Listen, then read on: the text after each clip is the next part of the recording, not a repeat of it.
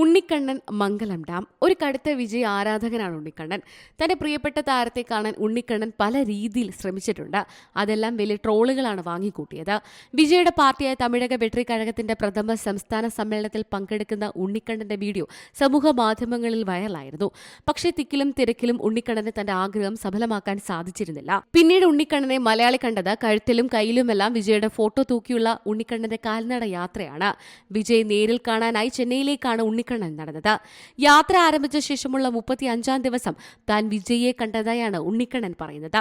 പുതിയ ചിത്രം ജനനായകന്റെ ലൊക്കേഷനിലെത്തി വിജയെ നേരിൽ കാണാനും സംസാരിക്കാനും സാധിച്ചുവെന്ന് ഉണ്ണിക്കണ്ണൻ തന്നെയാണ് സോഷ്യൽ മീഡിയയിലൂടെ അറിയിക്കുന്നത്. വിജയ് നൽകിയ ആപ്പിളും ബിസ്ക്കറ്റും വീഡിയോയിൽ ഉണ്ണിക്കണ്ണൻ കാണിക്കുന്നുമുണ്ട്.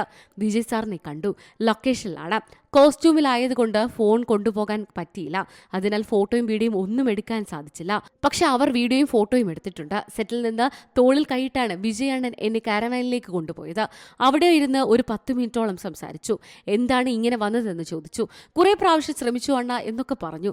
അണ്ണൻ കുറെ നേരം എന്നോട് സംസാരിച്ചു.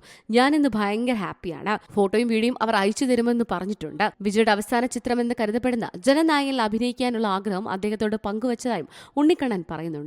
ആഗ്രഹം പരിഗണിക്കാമെന്ന് വിജയ് മറുപടി നൽകിയതായാണ് ഉണ്ണിക്കണ്ണൻ പറയുന്നത്. നടനോടുള്ള ആരാധന മൂലം ഇയാൾ 7 വർഷത്തോളമായി മുടിയും താടിയും വെട്ടാതെ നടക്കുകയായിരുന്നു.